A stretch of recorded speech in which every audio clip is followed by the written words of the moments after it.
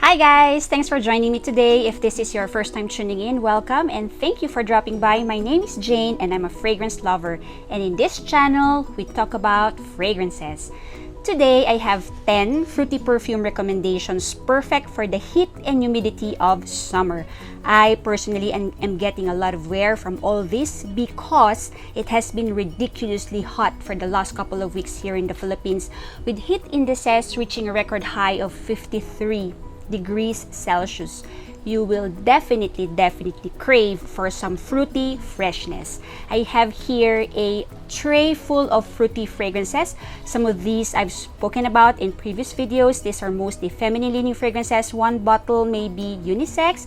So these are mostly designer fragrances. You can easily get your hands on them in different price ranges as well. I have 2 niche perfumes included for the niche lovers.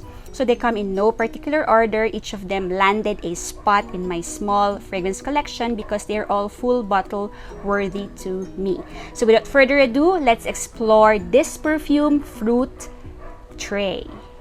So this first one is perhaps the most common, if not one of the most common fruity fragrances there ever has been. And this one is from Dolce & Gabbana. And this is Anthology 3, L'Imperatrice. So I finally got my full bottle, you guys. I've just run out of my third 10 ml samples. I think in my previous videos, I've mentioned that I've gotten a couple of samples as I was waiting for a full bottle, and I finally got it. So this is a new bottle, and as you can see, I've already put a little bit of a dent on this. So I have to warn you, this goes down pretty quickly. So in fact, a lot of these bottles do from the tray. So because these aren't heavy hitters or super long lasting perfumes, I believe fresh fruity perfumes in general are intended to be reapplied to top up on the freshness. So this one is a pretty old perfume released in 2009 as part of the Anthology series. So this is your watermelon, your kiwi with cyclamen, essentially your fresh fruit compote. This is what it smells like. So the rhubarb in here gives it a little bit of tartness. Some pink pepper gives this a little bit of a mild spicy kick. So overall, this is a very juicy and delicious fragrance. Very linear as well. So it's the same scent all throughout from when you started spraying it, from when it dries down. So it's the same scent all throughout. So well loved by so many for all the right reasons. So this one I usually overspray so that this will last a little bit longer on me. So I spray on my clothes as well to prolong it even more. So this stays on me for about 4 to 5 hours when oversprayed, but I really do not mind respraying or reapplying this. So I usually bring a small 10 ml decant of this like so that wherever I go I can top up, so I don't really mind, no? So this one I keep in my work bag, the small one. So check this one out for some watery fruity goodness if you haven't yet. This one is L'Imperatrice by Dolce & Gabbana. Some days I love me some mangoes. So I grabbed for the Angel Au Croisiere 2019 by Mugler. So this beautiful star over here, I haven't had a chance to try the new one. And so far this star is my favorite. So this is a lovely fruity gourmand with mango, some grapefruit, blackcurrant, and sorbet, plus the patchouli and some pralines. This is a photorealistic fruit scent of sweet ripened fresh mango in a cocktail of other tart fruits that balances the sweetness. And underneath all the top notes is the ever so lovely angel DNA with some dirty patchouli and praline that grounds this composition. If you love angel and looking for a summer version featuring some mango, then this one is definitely for you. For an eau de toilette, I get a good 5 to 6 hours of wear on my skin after, of course, overspraying earlier in the day, but I still bring with me a small decant just to top up on the lovely mango smell. So I will leave links to where you can get your hands on these bottles locally. So this one is Angel Au Croisiere 2019 by Mugler for the mango lovers. Bvlgari Omnia Paraiba is your fresh passion fruit. So this one has notes of passion fruit and bitter orange on top. passion flower and gardenia in the middle, and some cacao pod and vetiver in the base. So this reminds me of a refreshing ice cold passion fruit tea, especially on initial spray. And then this goes into a shampoo-y direction, which I find very clever, so you don't smell sweet, sticky, fruity at the end of the day. This has a very clean smell. Something about a newly shampooed hair gives me that newly showered feel. So when you wear this throughout the day, it will give you that sort of a vibe of a newly showered, newly shampooed hair vibe. So this is very linear, almost doesn't change at all. This gets a little muskier as this dries down, but you essentially get passion fruit all throughout the life of this scent. Truly, truly fruity. One local celebrity even wore this to her wedding. So if you're into passion fruit, give this one a go. From Bvlgari, this is Omnia Paraiba. Again, not the best for lasting, but this is a joy to respray. Apples. So the dominant fruity scent in this Teddy by Moschino is apples. So this is fresh, fruity, and sweet. The sweetness here is more of a fruity sweetness, not a vanilla-y one. So it doesn't feel sticky, and this performs really, really well in high heat. So this has moderate projection and a really nice, lingering, sweet, fruity scent in the air. In fact, how I discovered this scent was a lady was wearing this, and then she seated near us, and as the air blew in our direction, I caught a whiff, and I just had to go and ask her what she was wearing. I bought a sample to test the very next day, and after one full wear, I got myself a full bottle. So the feeling I get from wearing this is the feeling I get from the Imperatrice, but in a clean, appley, a little shampoo-y way, if that makes sense. So no sharp citruses in here at all. The magnolia in here adds to the watery freshness, and also giving this a blossomy smell and a light, fresh floral scent. So this lasts a decent 4 to 5 hours on me, maybe about 6 when oversprayed, but then again, I don't really mind respraying any of these perfumes over here. So if you haven't tried this out, I highly recommend you do. This will do for a great summer date perfume as well, a particularly hot one at that. So this is Toy 2 from Moschino. From apples, we go to pineapples, and what we have here is my Burberry Blush over here. So well, they didn't really list down pineapple in the notes, but the way this comes across to me is very pineapple-y. It might be the pomegranate, the lemon, the apple combination that's giving out the vibe. So this has a floral heart all the way to the base, but that fruity scent stays true all throughout the life of this fragrance. So one of the flankers from the My Burberry line. This one's a great alternative to citrus lovers who would like to tone down the citrus kick a bit, add in some juicy, fruity sweetness and some feminine florals. You'd also get that familiar Burberry DNA buried underneath this fragrance. So this is quite close to Burberry Bridge Sheer, a pretty old perfume which I have gone through a full bottle of. So I do know that I will definitely like this fragrance as well. So this is an eau de parfum, but performs like an EDT in this weather, so about 3 to 4 hours at least on my skin. I usually bring a decant with me to top up midday. So definitely feminine and soft. This bottle says it all. So this one is my Burberry Blush. This next fragrance has had mixed reviews over the years. So the people who like this scent really like this scent, and the people who don't also really bring this fragrance down. But how I discovered this perfume was from watching Sophie from the channel Soki London. So she raves about this all the time, and this is Versace Bright Crystal Absolu. I will, by the way, be doing a review or ranking of the entire range soon, so stay tuned for that. So this one is another Alberto Moria's creation. I think he is the nose behind half of the fragrances in this tray. So anyway, this one, I can't quite tell a specific fruit note. It must be raspberry, probably a couple of others more, but this definitely pulls fruitier, fresh, aquatic on me more than floral. So a lot of people say this is reminiscent of Chanel Chanso Chundre. Yep, I do get that. So on me, this stay on very long, even in high heat.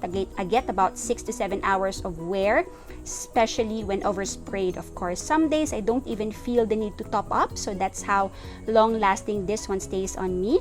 So the Absolu name stays true to its name, to its word. So this has moderate projection as well. This is my first and only Versace perfume in full bottle to date. So looking for a cheap alternative to Chance Eau Tendre, this one, try this one. They are not identical, but to me they give a very similar vibe. So I will be talking about the EDT version of this soon. If you're curious, please stay tuned. So I will probably always have a bottle of this. This is such an easy reach for me any day, summer most especially. My husband also loves to smell this on me, so that's an added bonus. So check this one out if you haven't already. So this is Versace Bright Crystal Absolu. Melons. Melons are so refreshing to me that wearing them gives me that same thirst-quenching quality as if you've eaten a slice. So although categorized as a fresh floral, this one, Flora Salvaggia, is all about melons and me in high heat. It doesn't pull floral too much. So I get hints of florals as there are wildflowers in here, orange blossom, jasmine, and iris. But to me, the melons run the show in high heat, and I like that very much.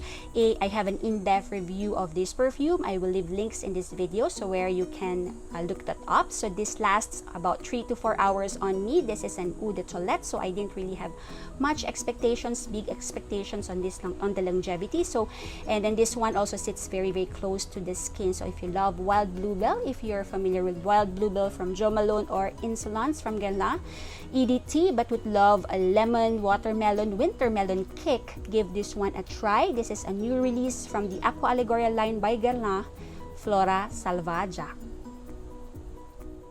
So if L'Imperatrice is your fresh fruit compote, this one over here is your fresh berries equivalent. So this one is from Maison, Christian Dior, and this is called Rouge, Trafalgar. So what I love about this scent is that you get some earthy greenness from the patchouli and definitely the tartness of the berries, but very much so as well is the sweet juiciness, as if you start chewing on the berries themselves. So this becomes a little bit more musky and more blackcurrant dominant as this dries down. So this to me is unisex. Nothing here screams too feminine or too masculine. This is sweet, but not sweet in a feminine vanilla kind of way, if that makes sense. So this has great longevity. Don't let this light pink colored juice deceive you. This lasts like a beast. This projects quite well too, especially when oversprayed. So when I spray this in the morning, that's pretty much it. For the day, I don't need to respray most of the time. So this was my first scent from Maison Christian Dior, and I picked this over the softer, girly, more floral variety. So this to me is bright, happy sunshine in a bottle. Sometimes some berry fragrances will remind you of colder weather or jams or fermented berries and pies, but this one is rather fresh and perfect for the high heat. We don't locally grow berries because we're in a tropical climate, so the fresh ones are not really easily accessible to us over here. But maybe that's the reason why this makes me so happy, because then I can taste the smell and smell the taste of fresh berries, if that makes sense. So anyway, for the berry lovers out there, this one is Rouge Trafalgar from Maison Christian Dior. Next up is this scent, one of the two niche perfumes in this tray. So this one is Lalique Soleil in this attention-grabbing, very nice, pretty bottle. So the notes may lure you into thinking that this is a fruity gourmand because there's milk, there's coffee, caramel, praline, candied almonds, cardamom and orange with sandalwood and musk in the base. But this is more of a fruity musk fragrance to me rather than an edible gourmand offering. So the only real standout note to me in this fragrance is the orange, and it's not the sour, not the tart, not the freshly squeezed or the juicy or the creamsicle type smell. It pulls more like an orange flavoring to me. So the notes are so well blended together, like thoroughly blended and maybe in equal portions, that none of them sticks out. So you in turn get an orange flavored concoction of a fragrance, a little creamy but mostly musky. I am happy though that I don't get much of the cardamom in here, otherwise I probably wouldn't have picked this perfume up. So in all honesty, half the allure is this stunning bottle. So this bling, little bling around the neck of the bottle makes this more display worthy. So I got this for a very good deal last Christmas. I think I got this for half price off or more due to holiday promotions. I believe this was quite pricey in some parts of the world, but I wore this a lot in March when the days become increasingly warmer over here. That's responsible for the small dent I have here on the bottle. So this is an office type scent, very inoffensive, casual daytime. This will be great around people as this is very inoffensive. So this has an eau de parfum performance on me as well, about 5 hours in high heat. This projects quite well as well in the first 2 hours. So looking to try Soleil from Lalique for a well-blended daytime easygoing perfume.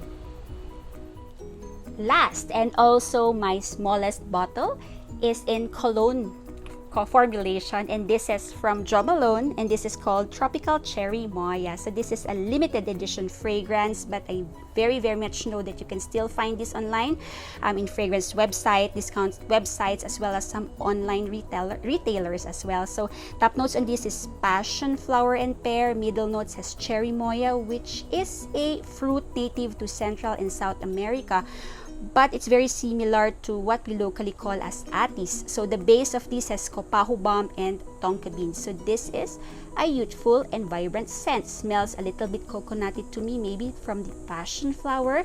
To my nose, it smells a little bit coconutty, although it's not really listed. It has this fruity sweetness like coming from the Cherimoya and some juiciness from the pear.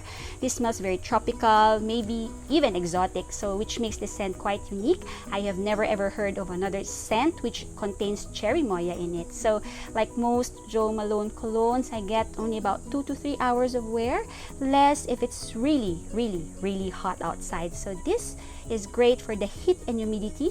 An easy summer warmer months grab and go. You can share this with maybe a teenage daughter or a niece if you have one, as this smells very youthful. So I'm very sure she is going to love this. So a unique fruity offering from Jo Malone that you are sure to enjoy spraying, respraying, reapplying over the entire summer months. This is Tropical Cherimoya. And that is it for today, guys. I hope you found a fruity scent that you are looking to try in the warmer months. I hope 1 or 2 of them are in this tray. If not, do comment down below what your favorite fruity summer fragrances are. So while some of you in the 4-season climates are waiting on some warmer days to come, here in the Philippines, we can't wait for the hottest days to be over. But meanwhile, let's stay fragrant, enjoy some fruity perfumes, stay hydrated, and keep safe always. So if you like this video, please don't forget to share this to your friends, hit the thumbs up button below, subscribe please, and hit the bell to be notified of future videos from that channel. So thanks again for watching, everyone, and I'll see you in my next video. Bye! Thank you.